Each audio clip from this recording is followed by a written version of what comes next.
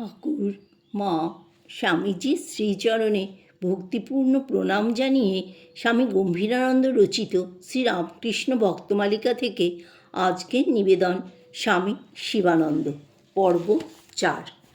দক্ষিণেশ্বরে ঠাকুরের নিকট যাহারা থাকিতেন, ঠাকুর তাহাদিগকে রাত্রি ৩টার সময় উঠাইয়া ধ্যানে বসাইতেন।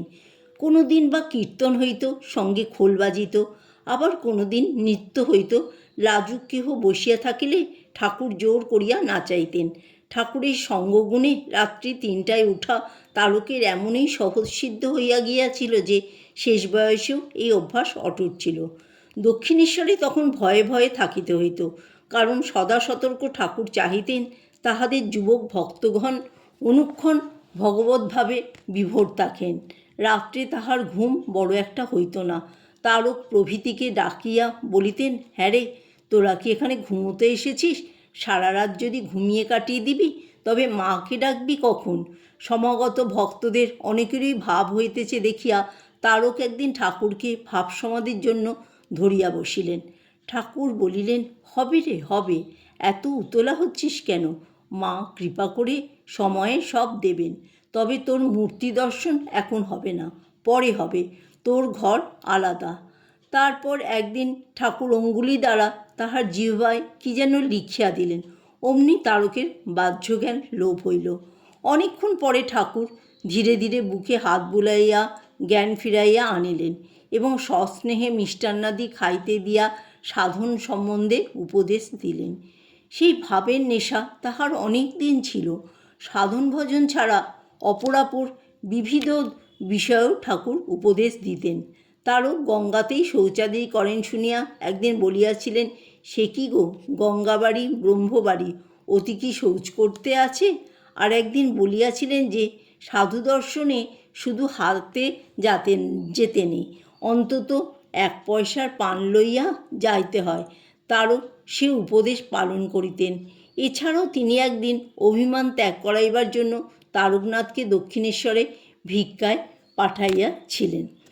অপর এক সময় ঠাকুর তাহাকে বলিলেন, দেখ, এখানে কত লোক আসে, কিন্তু কার বাড়ি কোথায় বা কার ছেলে এসব কাউকে কখনো জিজ্ঞাসা করিনি, জানতে ইচ্ছাও হয় না। তোকে প্রথম দেখি মনে হয়েছে তুই এখানকার লোক, আর তোর বাড়ি কোথায়, বাপের নাম কি ইত্যাদি খবর জানতে ইচ্ছা হচ্ছে। কেন বলো তো? তারক পিতৃ পরিচয় দিলে ঠাকুর আনন্দে বলিয়া উঠিলেন, বটে, তুই কানাই ঘোষালের ছেলে? তাই তো বলি, মা কেন তোর বাড়ির খবর নেবার ইচ্ছা জাগিয়ে দিয়েছিলেন। তাকে একবার আসতে বলিস তো। তারকনাথ বাবাকে ঠাকুরের অভিপ্রায় জানাইলে তিনি হৃষ্ট চিত্তে দক্ষিণেশ্বরে আসেন। অমনি ভাবস্থ ঠাকুর তাহার স্কন্ধে একখানি চরণ তুলিয়া দেন এবং ঘোষাল মহাশয় আর্থিক সচ্ছলতা প্রার্থনা করেন। উত্তরে ঠাকুর বলেন, মার ইচ্ছা হলে তাই হবে। তারকের মনের অন্তঃস্থলে তখন এক গভীর আলোড়ন চলিতেছে। তিনি বিবাহিত, স্ত্রীর ভরণ পোষণের জন্য ধর্ম তো দায়ী, অথচ মন এই স্বভাব বিরুদ্ধ কৃত্রিম জীবনে সম্পূর্ণ বিততৃষ্ণ। কাজ করিতে করিতে অসহনীয় প্রাণের আবেগে চক্ষের ধারা নির্গত হয়। কাগজপত্র ইতস্তত ফেলিয়া রাখিয়া অকস্মাৎ নৌকাযোগে তিনি ছোটেন দক্ষিণেশ্বরে। সুযোগ বুঝিয়া তারকনাথ একদিন স্বীয় বিবাহ ও অন্তর্বিপ্লবের কথা ঠাকুরের নিকট নিবেদন করিলে তিনি বলিলেন, ভয় কী রে, আমি আছি। স্ত্রী যতদিন বেঁচে থাকবে তাকে দেখাশোনা করতে হবে বই কি, একটু ধৈর্য ধরো, মা সব ঠিক করে দেবেন।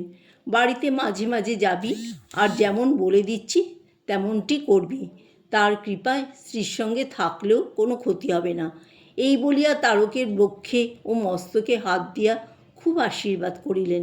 আর একবার তিনি তারককে নিদ্রার পূর্বে চিত হইয়া শুইয়া ভাবিতে বলিয়াছিলেন, যেন মা কালী বুকের উপর দাঁড়াইয়া আছেন। ওইরূপ ভাবনার ফলে ভক্তিলাভ ও কামজয় হয়। অন্য সময়ে ঠাকুর তারকের মনে স্বীয় মাতৃভাবের ছাপও দৃঢ় অঙ্কিত করিয়া দিয়াছিলেন। দক্ষিণেশ্বরে নহবতে শ্রী শ্রী মায়ের অবস্থানকালে একদিন বলিয়াছিলেন, ওই যে মন্দিরে মা রয়েছেন, আর এই নহবতের মা অভেদ। স্বভাবত সংযমশীল তারকনাথ তখন হইতে আপনাকে দেবরক্ষিত জানিয়া নির্ভয় হইলেন। তিনি প্রয়োজন অনুসারে বাটিতে যাইতেন এবং শ্রী অসুস্থ হইলে তাহার সেবা শুশ্রূষাদির ব্যবস্থা করিতেন, কিন্তু নিজে সর্বদা অনাসক্ত থাকিতেন। পরবর্তীকালে এই সকল কথা উল্লেখ করিয়া তিনি রোমারোলাকে লিখিয়াছিলেন যে জীবনে তিনি কখনো স্ত্রীর সহিত এক শয্যায় শয়ন করেন নাই। আশ্চর্য গুরু আর আশ্চর্য তাহার শিষ্য। তারকনাথ দেখেন আর শেখেন, কিন্তু ঠাকুরের তীক্ষ্ণ দৃষ্টি রহিয়াছে, যাহাতে তিনি নির্বিচারে যাহার তাহার অনুকরণ না করেন। এক সময় কথামৃতকারের দৃষ্টান্তে তিনি ঠাকুরের কথা টুকিয়া রাখিতে আরম্ভ করেন। এই কাজের সুবিধার জন্য একদিন নিবিষ্ট মনে ঠাকুরের দিকে তাকাইয়া সব কথা ভালো করিয়া শুনিতেছেন। এমন সময় ঠাকুর হঠাৎ বলিলেন, কী রে, অমন করে কি শুনছিস?